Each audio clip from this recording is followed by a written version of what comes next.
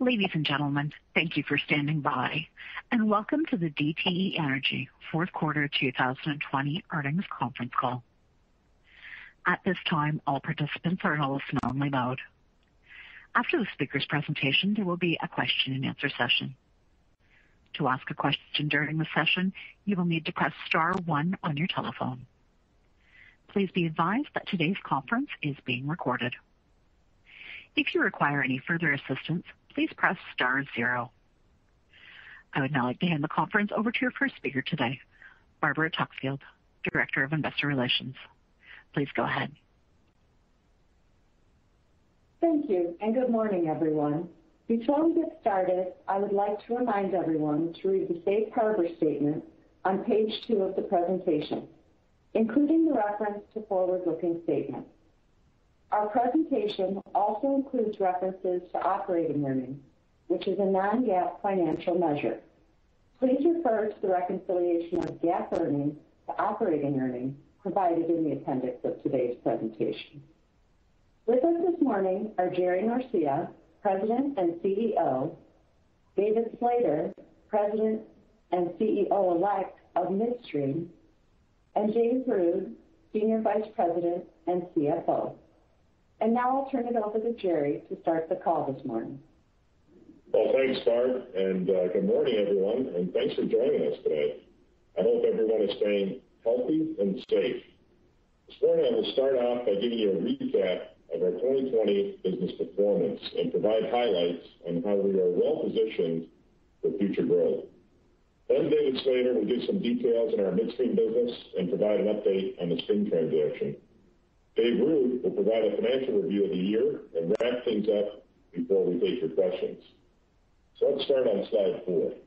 2020 was clearly a challenging year for so many, with the COVID-19 pandemic disrupting everyone's lives. And as I reflected on this past year, I think the best word to characterize my thoughts is pride. I could not be prouder of how our DTE family confronted these challenges and took them head on and created incredible success in every part of our company. I am proud of how our employees responded to ensure their own safety and the safety of our communities while continuing to deliver for our customers. DTE also delivered very strong financial results, continuing our incredible track record of success. In 2020, we achieved extraordinary engagement and safety performance. We achieved our safest year on record. As you all know, the safety of our people and our customers has always been our top priority at DTE. I am so incredibly proud of our team for this achievement while navigating through a pandemic. Additionally, our team remained highly engaged throughout the year. We were ranked by Gallup among the top 5% globally for employee engagement, earning our 8th consecutive Gallup Great Workplace Award. Best-in-class employee engagement is our secret sauce that defines our strong corporate culture and provides a foundation for long-term value creation and repeated success on the delivery of our goals. And as I said, our DTE team stepped up and supported our customers and communities through these tough times in 2020. Our team significantly streamlined payment plans for customers impacted by COVID-19. We found creative ways to push out rate case filings, which were supported by the Michigan Public Service Commission, effectively keeping rates unchanged for customers through 2021. DTE led a $23 million initiative that provided 51,000 tablets as well as internet access to Detroit public school students, ensuring that education would not be interrupted. We also donated over 2 million masks to emergency managers, first responders, and hospitals when PPE supplies were low. The DTE Foundation contributed to pandemic-related relief efforts in unprecedented ways in 2020. Finally, I'm incredibly proud of how our team worked together to execute our economic response plan to ensure strong financial performance.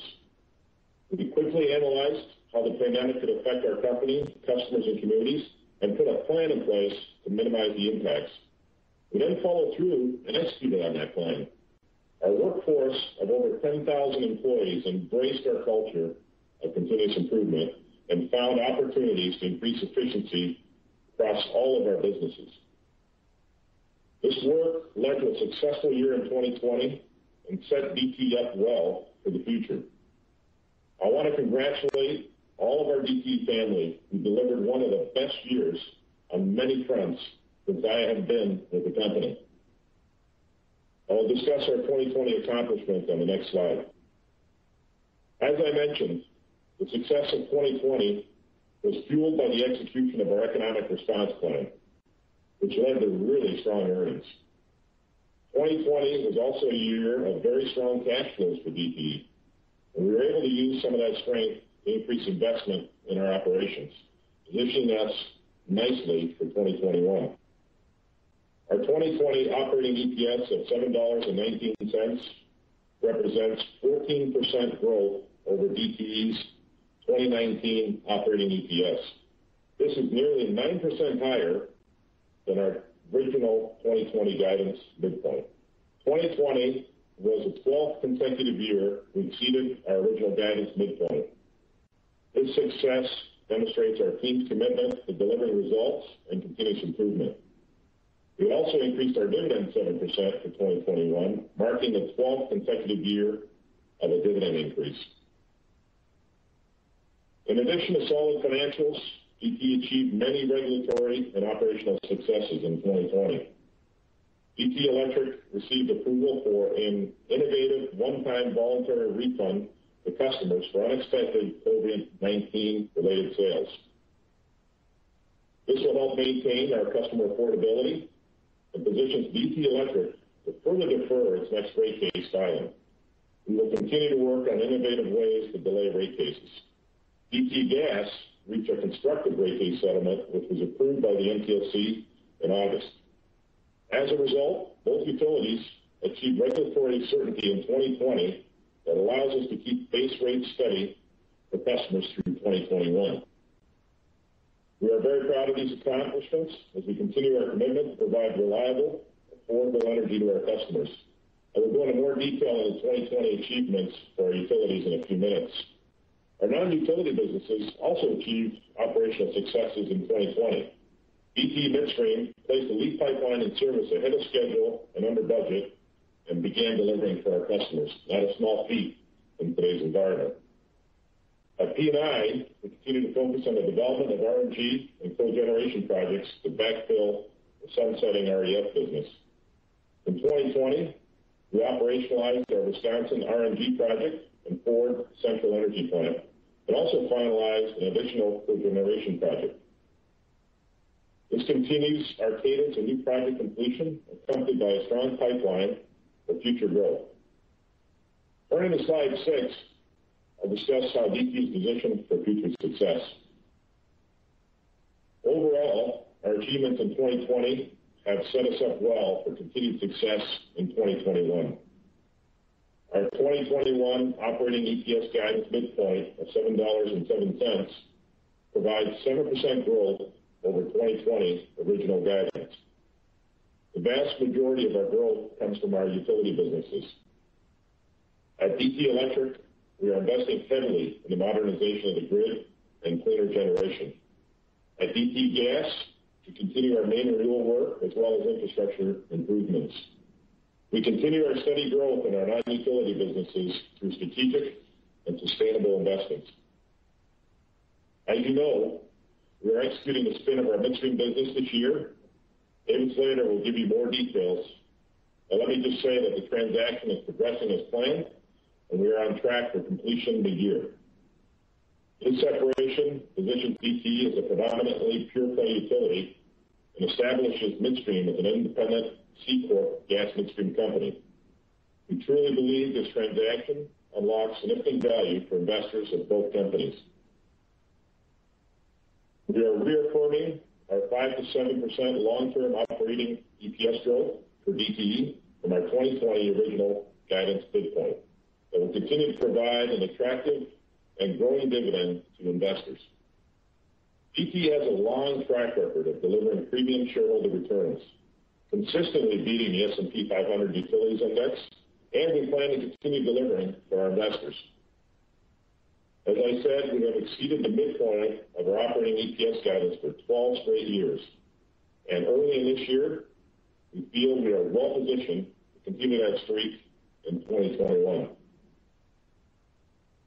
Turn to slide 7. I'll highlight some of the successes at DTE Electric. Both utilities progressed on key initiatives in 2020 while navigating the pandemic.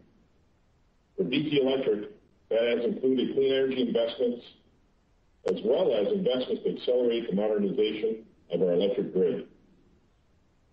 In 2020, DTE Electric commissioned the largest wind park in Michigan, which is the Polaris Wind Park, with 68 turbines generating 168 megawatts of power. Our voluntary renewables program, My Green Power, continues to exceed our high expectations. The program is the largest of its kind in the nation, with 850 megawatts of commitments to date and 25,000 customers enrolled. Enrollment in this program has doubled over the past year. We continue to be excited about this program and see additional opportunity for expansion as the customer enrollments continue to grow. These accomplishments help DTE Electric work toward its net zero carbon emissions target by 2050. DTE Electric also announced its commitment to promote electric vehicles by joining forces with other companies to facilitate the construction of a network of fast charging stations across the Midwest. To assist our customers with affordability during the pandemic, we filed an innovative plan to delay an electric rate case filing. The Michigan Public Service Commission approved this plan, allowing us to provide steady base rates for our customers and regulatory certainty for our company and investors.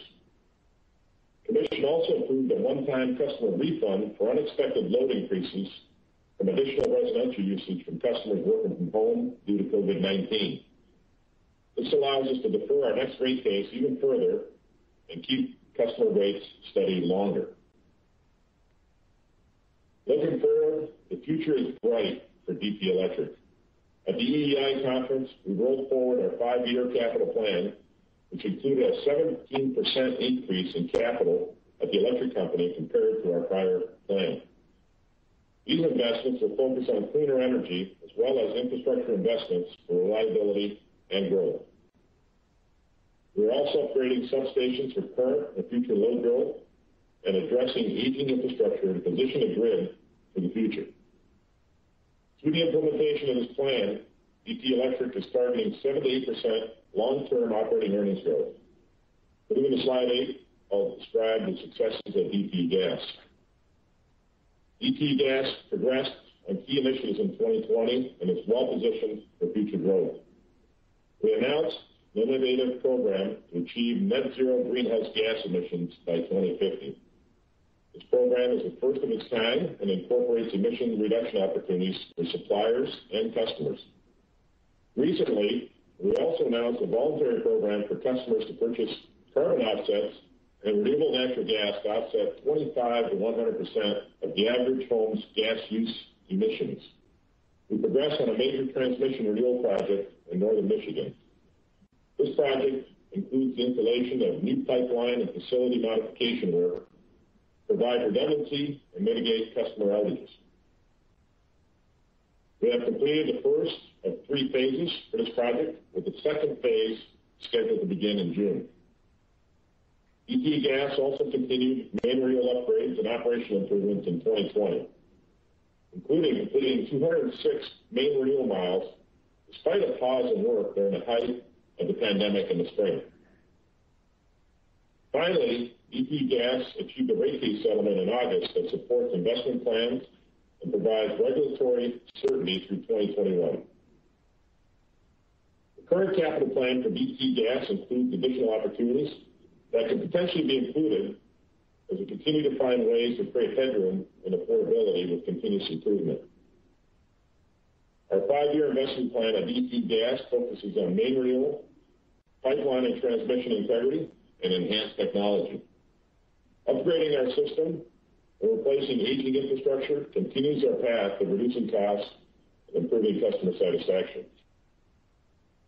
DTE Gas recently filed a gas rate case with the MPSC and support these investments in infrastructure and reliability for our customers.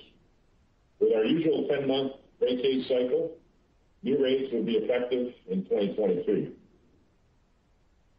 Before I turn it over to David Slater, who will walk you through the successful year Midstream had and give updates on the spin transaction progress, let me congratulate him on being elected to serve on the INGA board as chairman of the industry group representing interstate gas pipelines.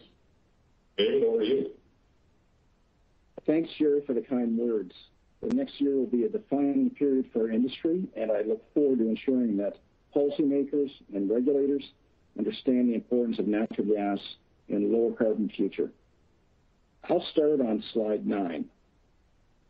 As Jerry mentioned earlier, our spin transaction is well underway, and we recently initiated the Form 10 process. This keeps us firmly on schedule for a mid-year spin. I'll now discuss the successes Midstream achieved across all of our platforms last year, and then go over the execution of our spin transaction.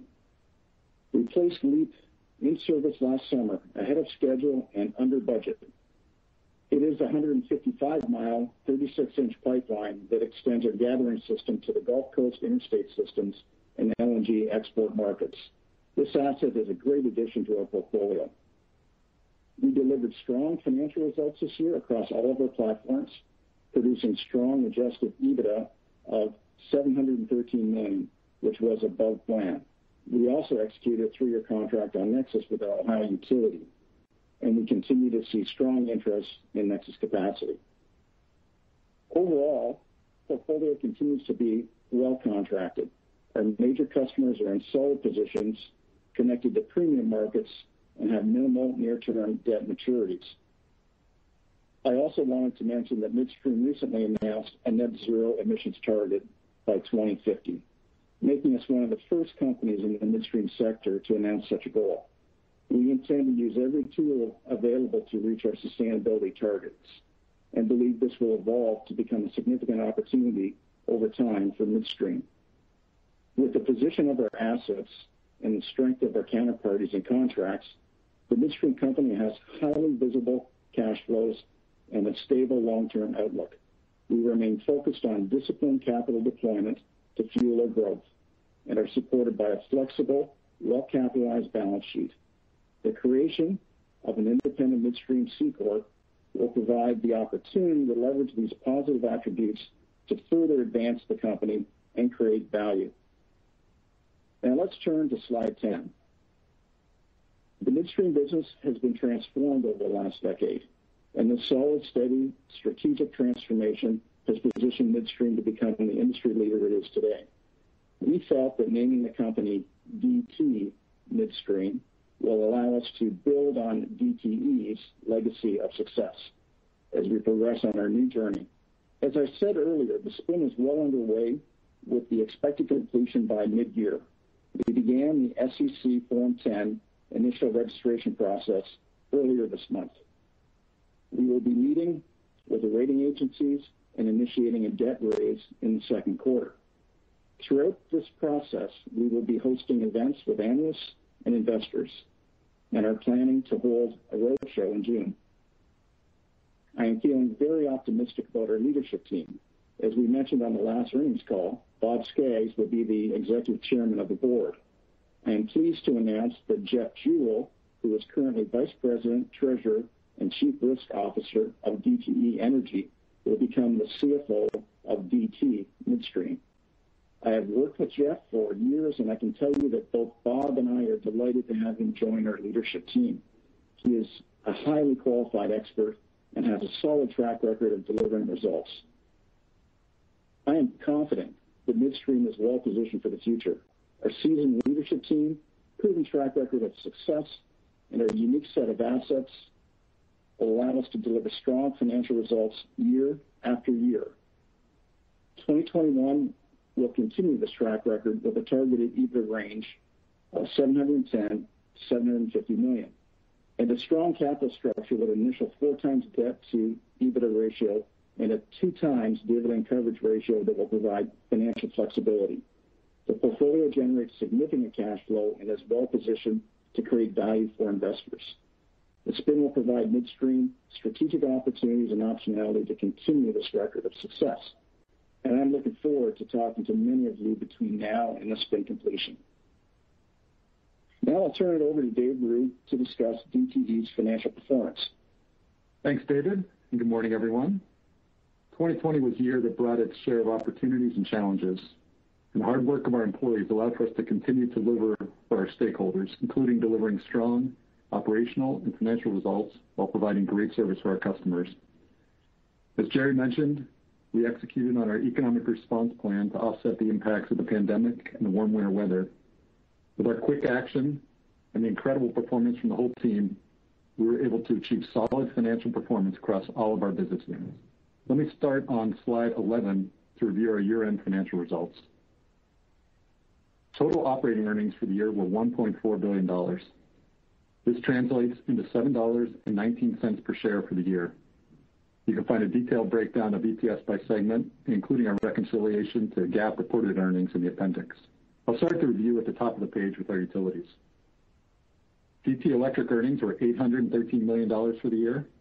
This was $97 million higher than 2019, primarily due to higher residential sales from more people working from home during the year and new rate implementation, offset by rate-based growth costs.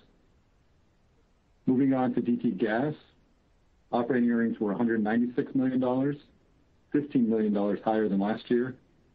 The earnings increase was driven primarily by one-time O&M cost savings, new rate implementation, and the infrastructure recovery mechanism revenue. It was offset by warmer than normal weather and rate-based growth costs. Let's keep moving down the page to our gas storage and pipelines business on the third row. Operating earnings for GSP were $303 million.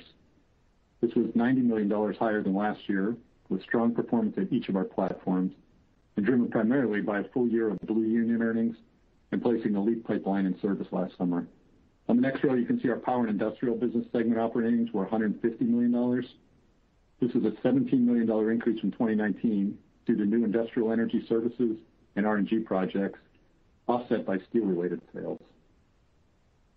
On the next row, you can see our operating earnings at our energy trading business were $39 million. This was $9 million higher than last year, mainly due to performance in the gas portfolio. Finally, corporate and other was unfavorable by $4 million year over year, primarily due to higher interest expense.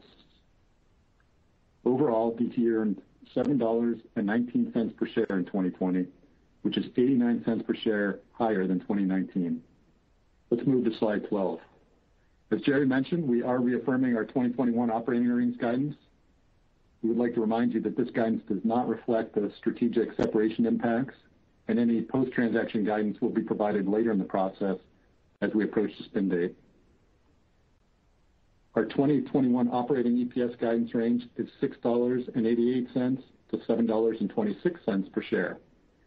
The midpoint is $7.07 per share, which is 7% growth from our 2020 original guidance midpoint. We are comparing our 2021 guidance to the 2020 original guidance midpoint to normalize the one-time items included in the 2020 actual results, given that 2020 was such a unique year. Our 2020 results included a number of non-recurring items. We experienced higher COVID-related residential electric sales, which are projected to begin to normalize in 2021. These sales were, in part, offset by the voluntary refund to customers. We also had one-time interest and investment returns, higher energy trading earnings, and we experienced higher than planned non-utility earnings due to conservative planning and cost control during COVID. We are projecting another strong year in 2021 with growth in each segment. At DTE Electric, growth will be driven by distribution and cleaner generation investments. As we said before, we have worked and continue to work to hold electric base rates flat for our customers. DTE Gas will see continued investment in main renewal and other infrastructure improvements that provide enhanced reliability for our customers. GSP will continue organic growth across all its pipeline and gathering platforms, and continued RNG and cogeneration project development will drive growth at P&I. Now let's move to slide 13 to talk about our long-term growth. The spin transaction unlocks the full potential of our premier regulated utilities and premium natural gas midstream business. DTE becomes a high-growth, predominantly pure-play regulated Michigan-based utility. If you look at our post-spin business, we are growing at 7.4% from our 2020 pro forma operating EPS original guidance midpoint, excluding the midstream impacts.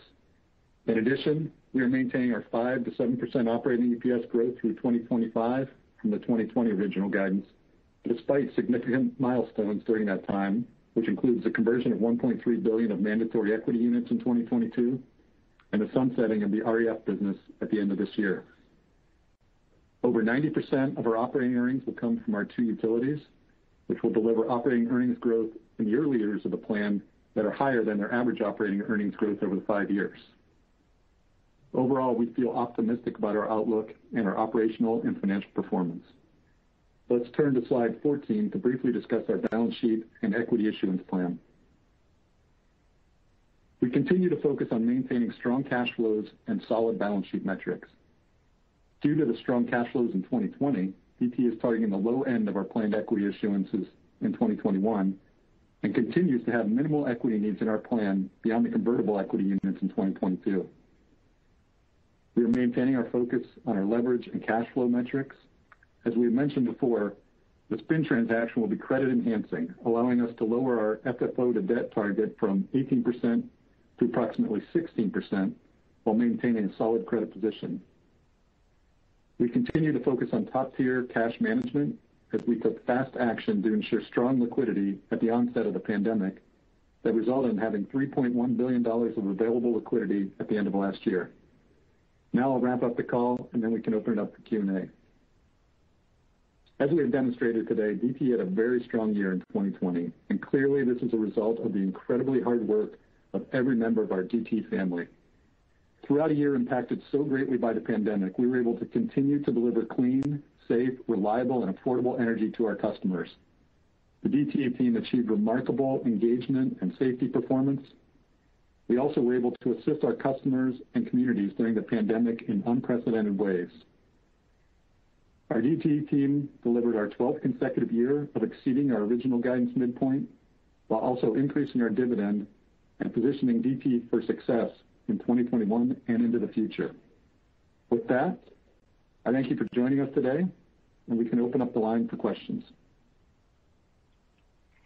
As a reminder, to ask a question, you will need to press *1 on your telephone. To withdraw your question, please press the pound or hash key.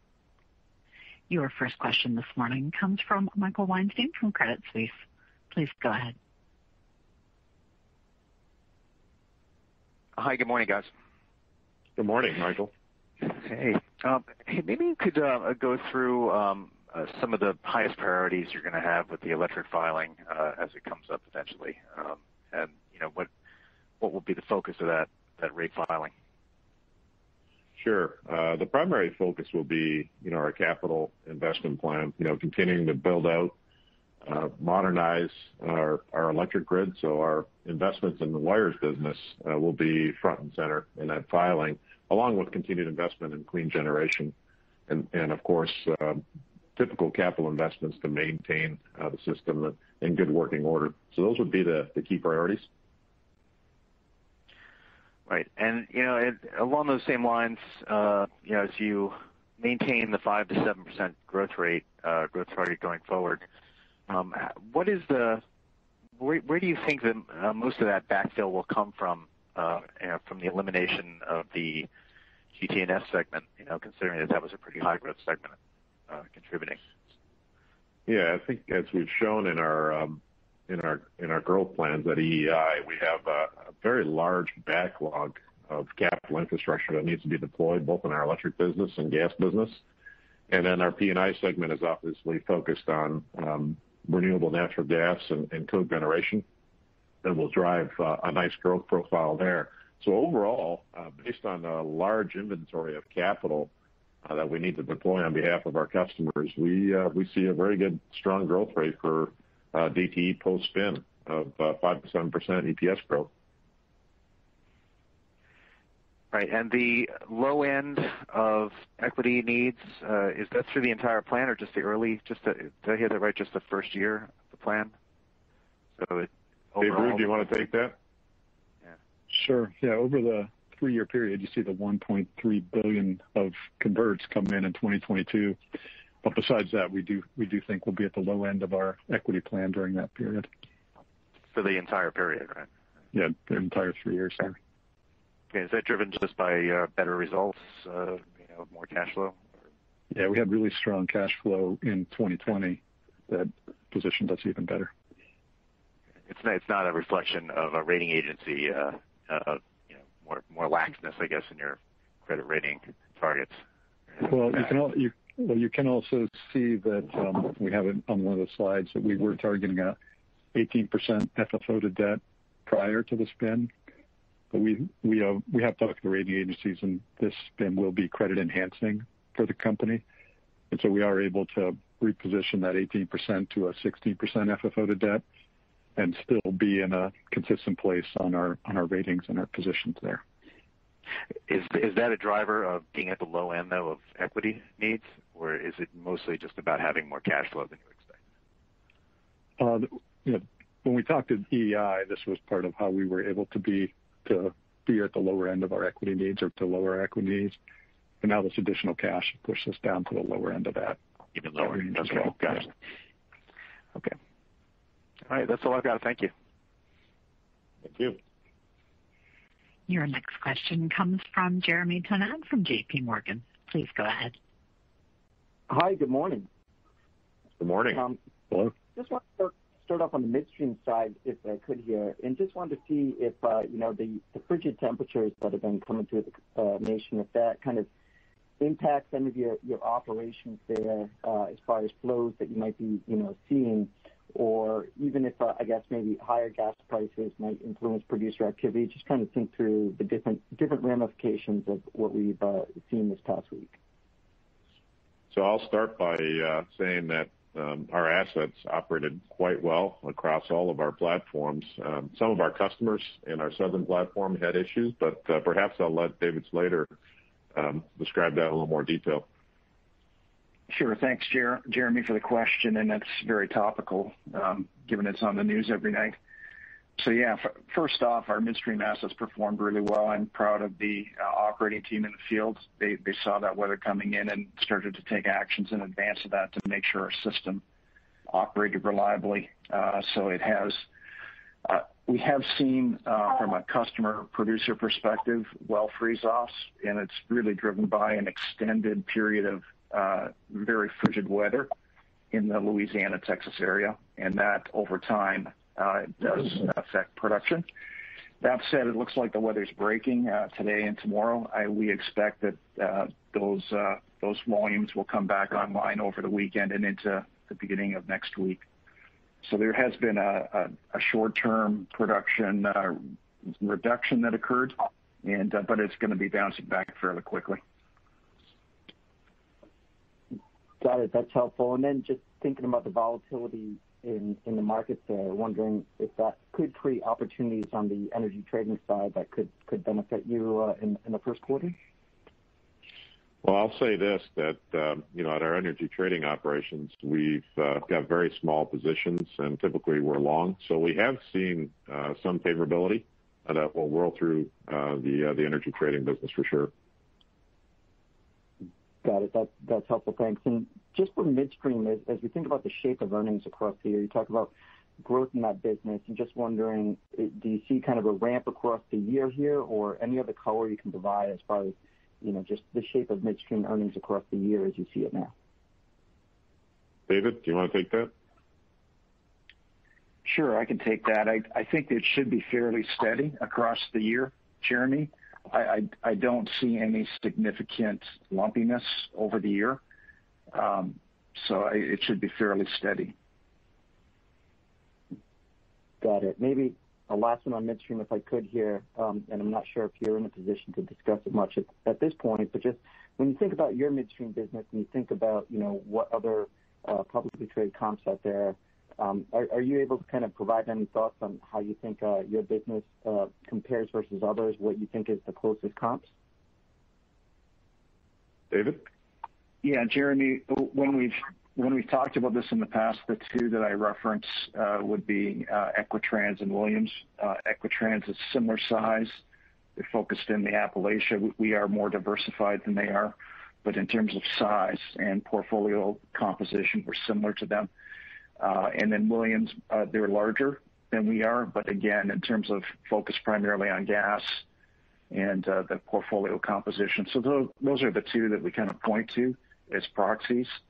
I believe that we're going to have a pretty strong portfolio and, with a strong, clean future in front of us. So, we expect to trade to have a strong multiple on our EBITDA. Got it. That's very helpful. I'll stop there. Thank you. Your next question comes from Julien Dumoulin-Smith from Bank of America. Please go ahead. Hey, good morning, team. Thanks for the time. Good morning, Julien. Good morning. A couple of clarifications, if you don't mind. Number one, with respect to what's happened here in Texas, how do you think about the energy trading impact? I just want to clarify the last response that indeed your book across its various exposures is intact, and then I've got a more substantive question.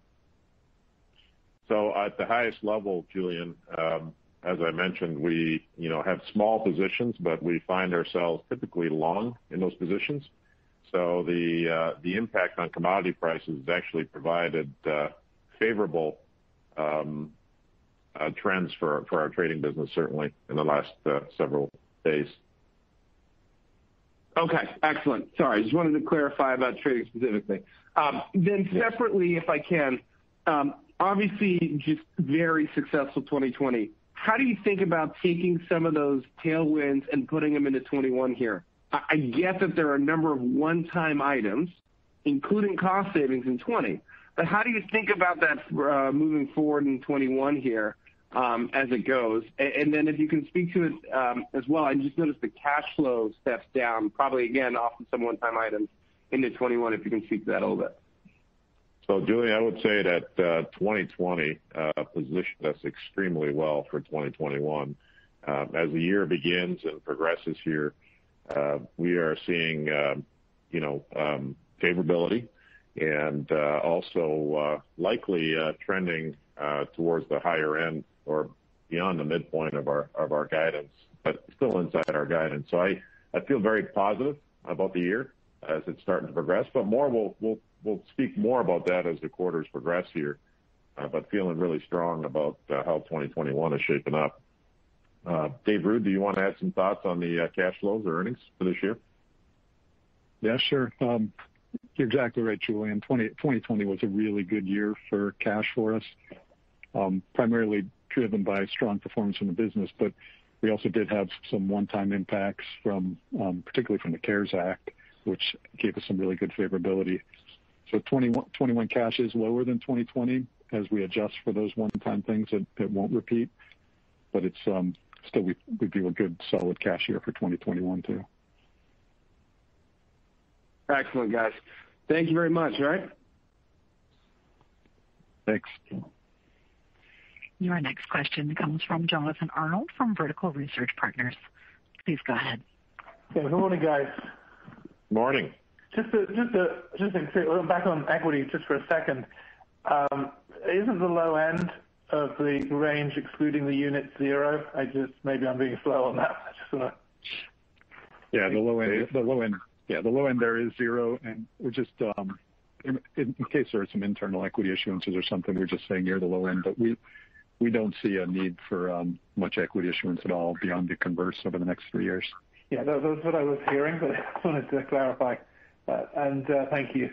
And then just to follow up on the question of sort of seasonality around midstream.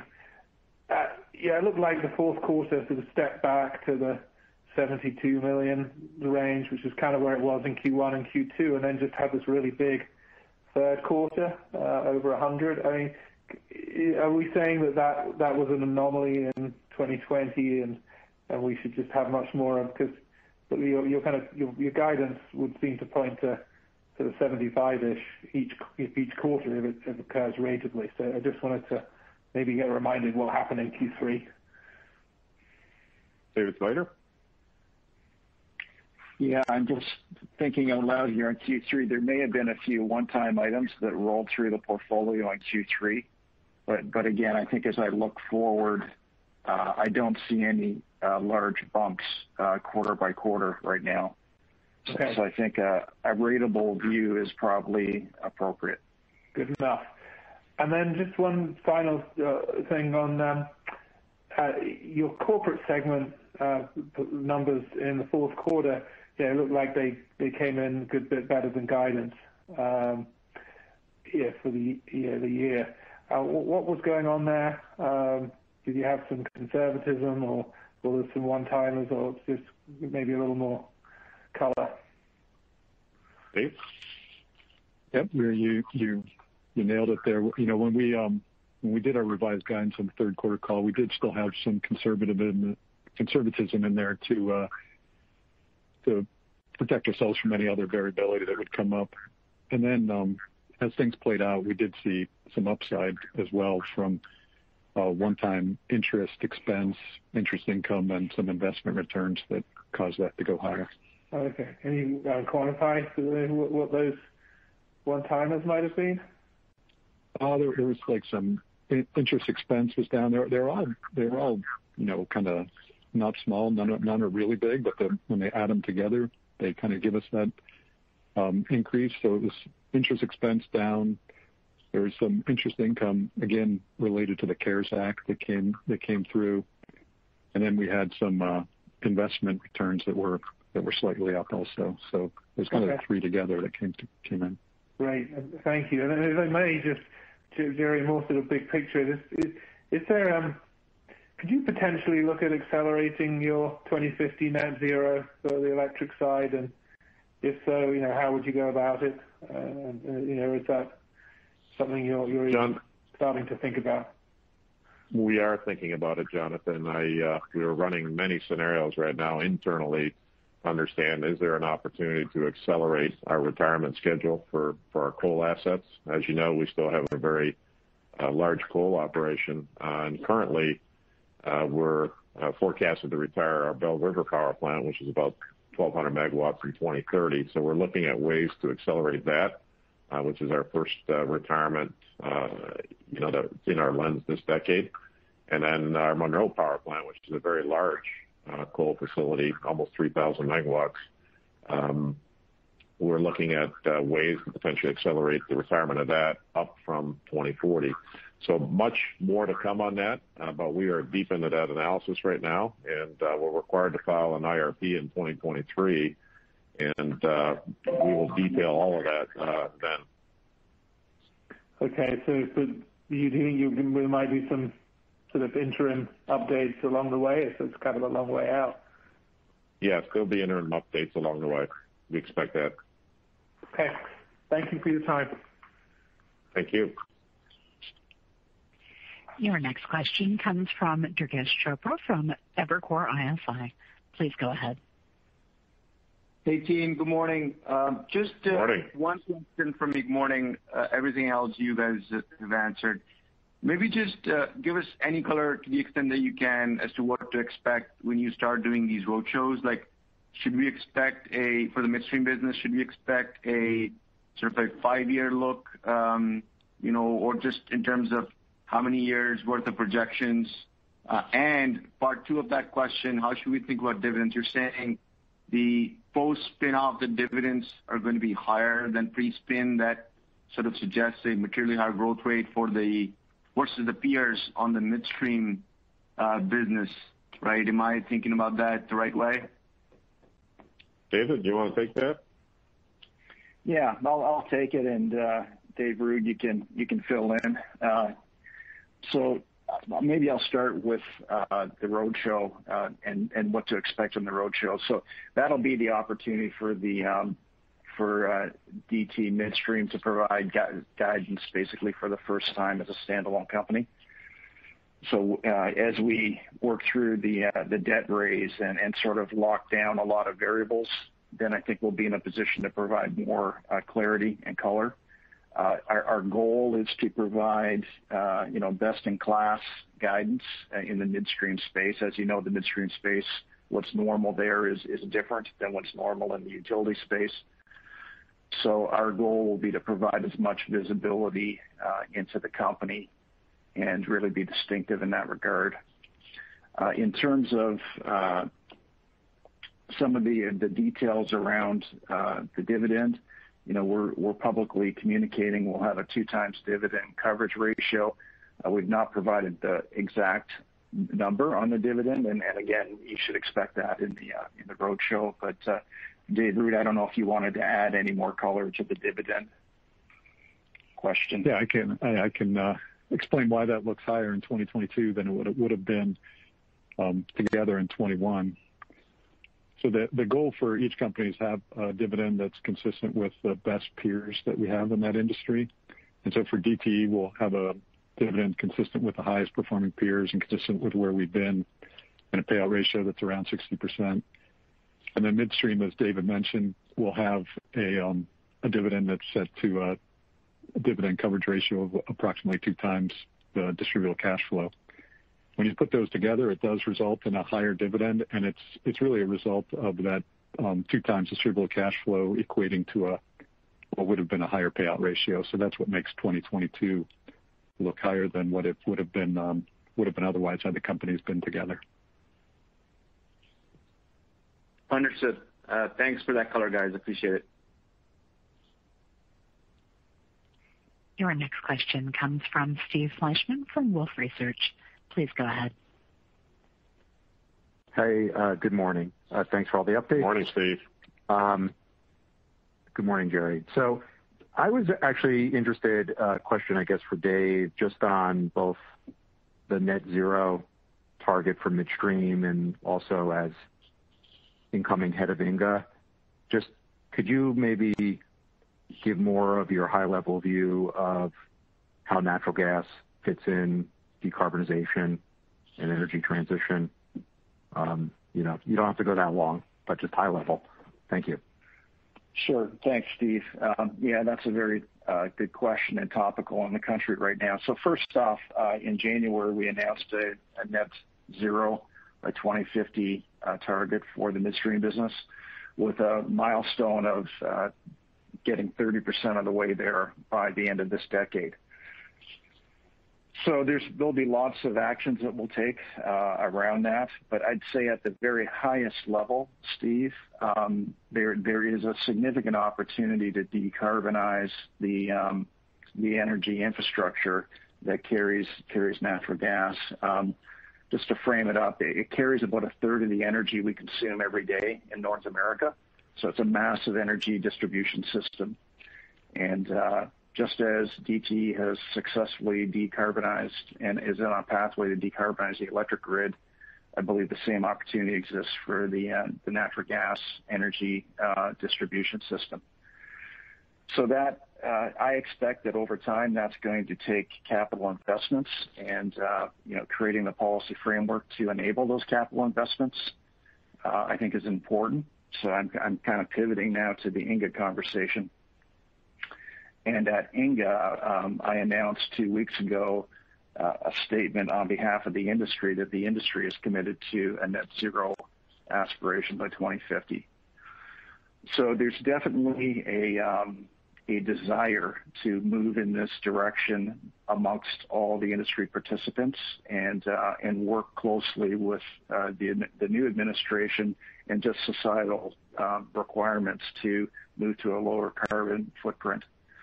So again, I think over time this is going to create investment opportunities in the infrastructure. And I think the task before us right now is we have a lot of great technology that can be deployed quickly. That's what I'll call on-the-shelf technology. Working with the regulators to create the framework to allow that to happen across the industry broadly. Okay, great. I've got a lot of follow-ups to that, but I'll save it for another time. Thank you. Your next question comes from Andrew Weisel from Scotiabank. Please go ahead. Hey, guys. Good morning, everybody. Morning, Andrew. My first question, I want to follow up on the cost cuts. You did a tremendous job in 2020 offsetting the headwinds from the pandemic and your usual course of constant improvement. You mentioned that it positions you well for 2021. My question is, what's your latest thinking on how much of those savings are permanent or sustainable as opposed to being one-time in nature? Well, I'll start and I'll turn it over to Dave Ruud, but certainly, the success that we expect in 2021 is driven by some of the work that we did in 2020 as it relates to the cost reductions. And it also strengthens our plan long term. As you saw at EEI, we pulled forward $2 billion of investments into the electric business in order to accelerate our modernization program for the electric grid. That was a result of a lot of the learnings that we experienced in 2020. Now, some of those cost reductions are one-time in nature, and I'll let Dave Ruud describe some of those as well. Yeah, you're right, Jerry. As we look at the initiatives we implement in 2020, our goal is going to be to keep as much of that going forward as we can. We consistently have, through our normal processes, always looking at costs. But in 2020, we did see some additional reductions. Some of those, of course, are one-time. We had more people working capital, and we had some delays in some of our work due to COVID. But some of the things will be real and will stay with us. I'm confident that we're going to find some real efficiencies by how we learned to work this year and having more people work remotely. And so we're going to be able to take a lot of what we learned and roll that forward. Somewhere in the probably half of what we saw, we're going to be able to look at trying to find ways to continue that on in 2021, and then continue cost savings again, as Jerry said, so that we can have more room for additional capital that we need to help serve our customers. Okay, terrific. So about half, I think I heard. Then on the regulatory front, you've historically been an annual filer. Now you're staying out rate cases for both electric and gas. Could this be something of a paradigm shift, or is it a unique one-time thing given the economic challenges so many of your customers are facing? Well, certainly, we will target the delay rate cases as long as we possibly can. We think that that's a benefit to our customers, and we'll continue to look for creative ways to do that. We are exploring ways to do that right now with the commission staff. So we'll report more on that as the year progresses, and that's related to our electric rate case. Right now, we're targeting a May filing, but we're looking at creative ways perhaps to delay that even further.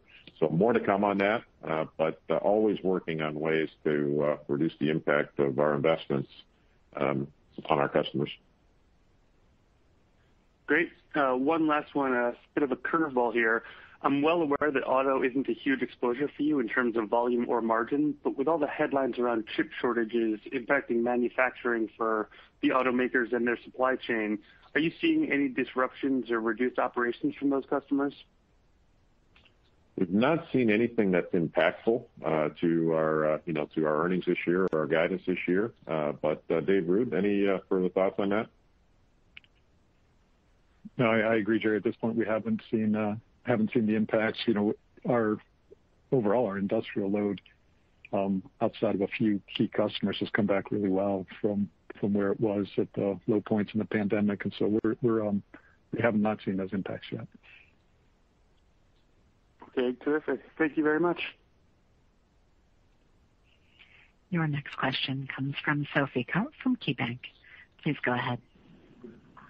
Hi, good morning. Thank you for taking my question.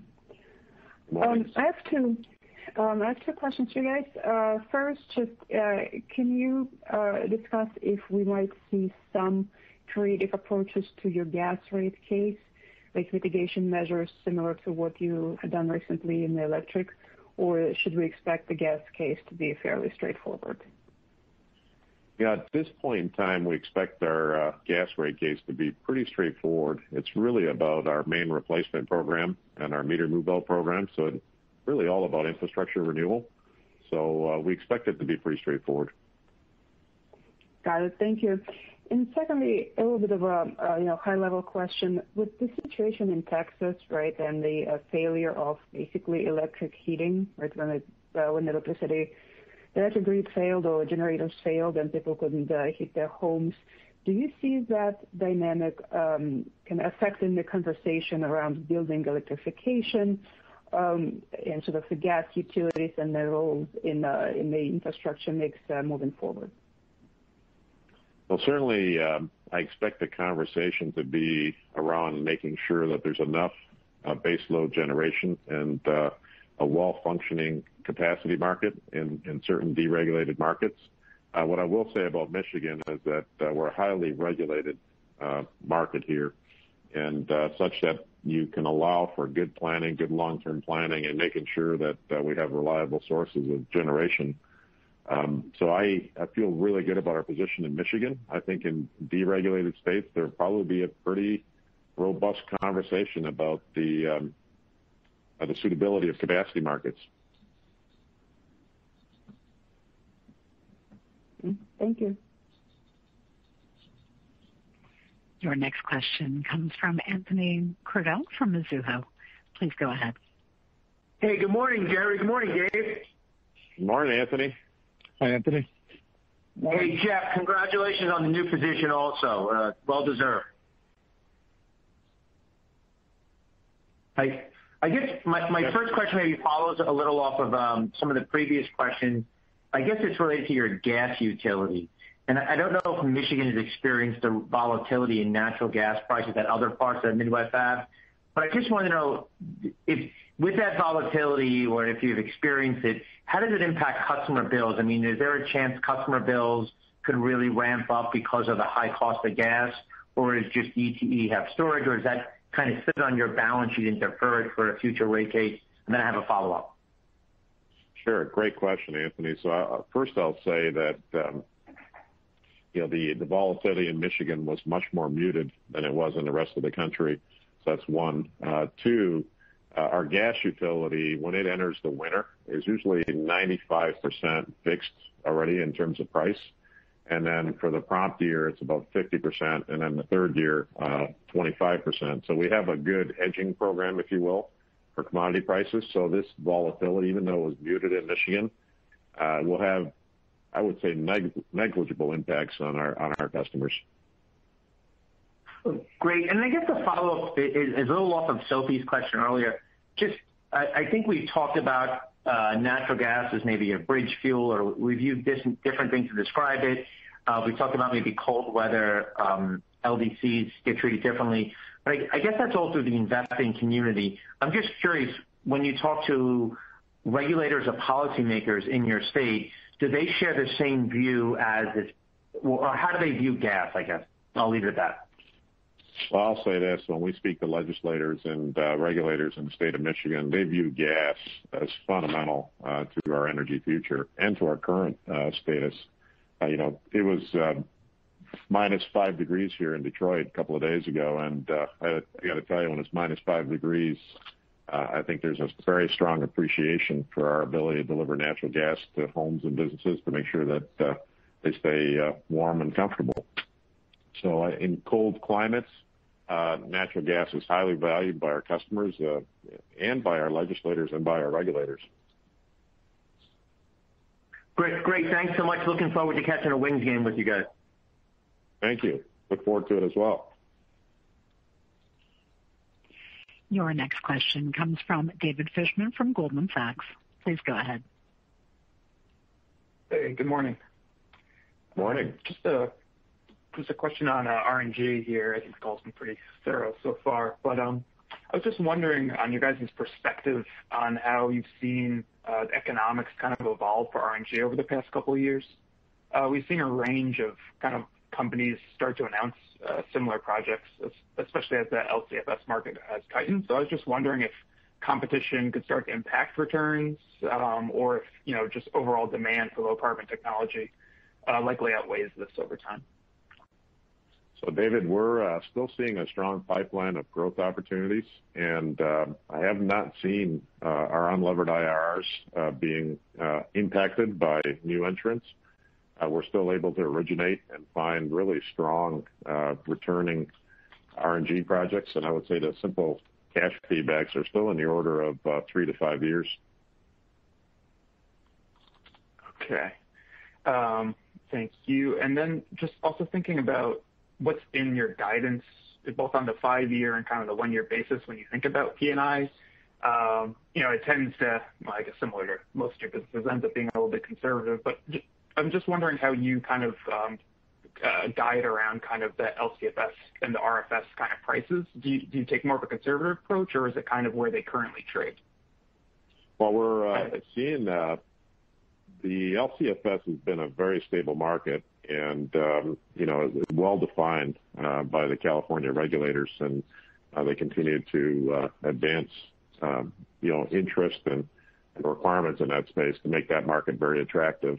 The RFS market had a little bit of volatility the last several years, so we took a pretty conservative view of that market and continue to do so. But we are starting to see, last year we saw more stabilization there, and it was really around volume requirements where we needed to see things stabilize, and we have started to see that. And with the new administration and leadership at EPA, I think that trend will continue, the stabilization and certainty of the federal markets. So it makes our RNG projects quite attractive to have, a strong, stable LCFS market as well as a stabilizing federal market. That makes sense. And then just the last question on that. I know you've talked about in the past energy trading cannot provide a little bit of a hedge, but have you guys, or do you have much interest in potentially, or are you even able to enter into kind of longer term contracts, maybe 5 to 10 years or something like that, with some of these projects? Now we're... Go ahead. No, that's We're seeing our trading company has actually been able to take contracts out as far as 3 years. And so we have a pretty robust hedging program. We also have some longer-term fixed price contracts that are bilateral in nature. And then, of course, we leave a little bit open. So that's the way we're approaching that market right now. Okay. Awesome. I always appreciate all the insights. Congrats on a good year. Thank you. This concludes the time that we have for the Q&A portion of our call, and I would like to turn it back to Jerry Norcia for final comments. Well, look, thank you everyone for joining us today. I'll just close by saying again that I'm extremely proud of our team and how we've delivered during 2020. We are well positioned to achieve our 5 to 7% operating earnings growth target in the future. And I hope everyone has a great morning and stay healthy and safe. Ladies and gentlemen, this concludes today's conference call. Thank you once again for participating. You may now disconnect.